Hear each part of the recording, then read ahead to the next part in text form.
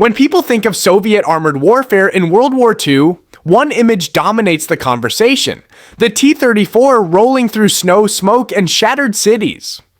But the Red Army's armored force was far more complex than a single legendary tank. From fragile interwar light tanks to massive heavy breakthrough vehicles, the Soviet Union deployed an enormous variety of armored designs. Some were crude but effective. Others were ambitious experiments that failed under battlefield conditions. Many were rushed into service under desperate circumstances, produced in freezing factories, and crewed by soldiers with only weeks of training. These machines were not designed for comfort or elegance. They were built for survival, mass production, and relentless forward movement, no matter the cost. This is the complete catalog of Soviet tanks used during World War II. Let's begin at the very start, with the tanks that shaped Soviet doctrine before the war even began. Before World War II, Soviet armored doctrine emphasized light tanks as the backbone of mobile warfare. These vehicles were expected to scout ahead, support infantry, and exploit breakthroughs created by larger formations. The most important early design was the T-26. Derived from a British Vickers tank, by the late 1930s it was the most numerous tank in the Red Army. Armed with a 45mm gun, it was formidable against infantry and early armor. However, its thin armor made it extremely vulnerable once modern anti-tank weapons appeared. Alongside it operated the BT series, including the BT-2, BT-5, and BT-7. These were fast cavalry tanks capable of extraordinary speed on roads. They were intended for deep penetration and rapid exploitation behind enemy lines. In reality, their light armor and gasoline engines made them highly vulnerable.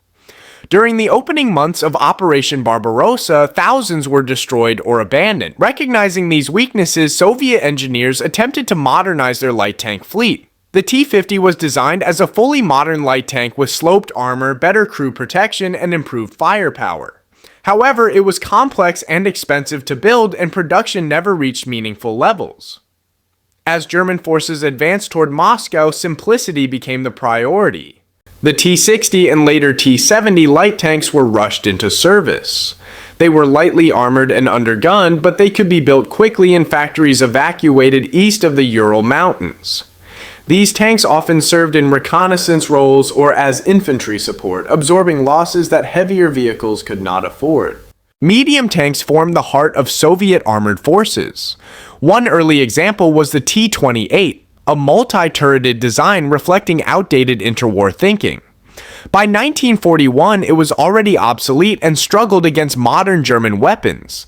Then came the tank that redefined armored warfare, the T-34.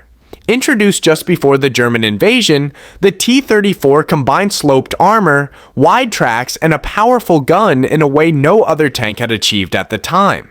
Its diesel engine reduced fire risk, and its mobility allowed it to operate in mud and snow where German tanks struggled. Early production models were crude.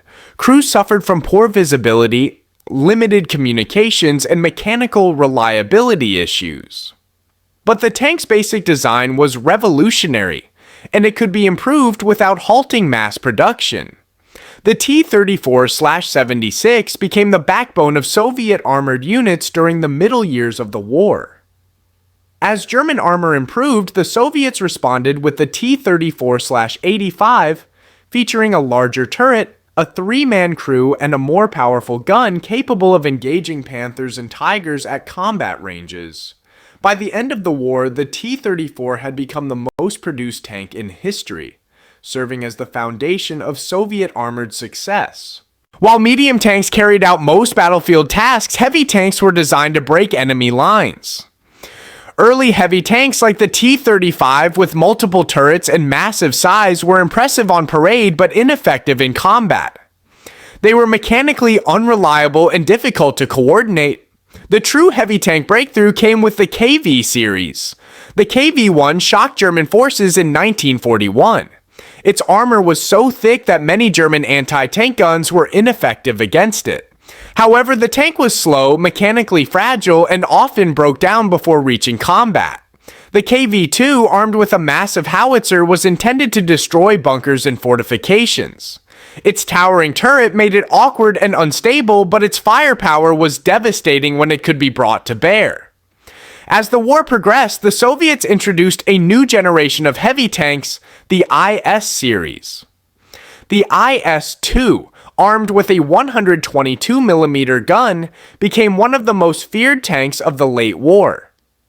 It was designed to destroy heavy German armor and smash fortified positions during major offensives.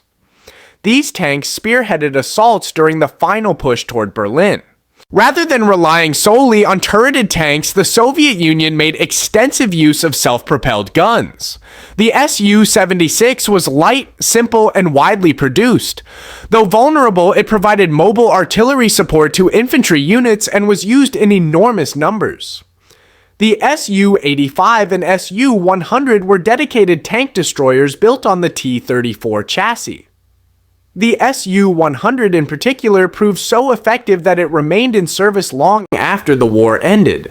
Heavier vehicles such as the ISU-122 and ISU-152 mounted massive guns capable of destroying tanks, bunkers, and entire buildings. The ISU-152 earned the nickname Beast Killer for its ability to disable German heavy tanks through explosive force alone. Soviet armored forces were not equipped solely with domestic designs. Through Lend-Lease, the Soviet Union received thousands of Allied tanks. These included American light and medium tanks as well as British infantry tanks. While Soviet crews criticized some aspects, such as higher silhouettes and gasoline engines, they valued the reliability, radios, and crew comfort of these vehicles. Many were used effectively in secondary roles or alongside Soviet-built tanks during major offensives. These foreign vehicles helped fill critical gaps during periods when Soviet production was under extreme pressure. Soviet tanks were not designed for elegance or crew comfort. They were built to survive, to be repaired quickly, and to overwhelm the enemy through sheer numbers and firepower. From the fragile light tanks of the pre-war years to the powerful heavy tanks that stormed Berlin, Soviet armor evolved under constant pressure. These machines carried the Red Army through the bloodiest land war in history. Together, they formed the armored force that helped crush Nazi Germany and reshape modern warfare forever. Of all the Soviet tanks we covered, which one do you think mattered most to victory on the Eastern Front? Let me know in the comments, and if you want more complete military catalogs and documentary-style breakdowns, subscribe to the Military Index.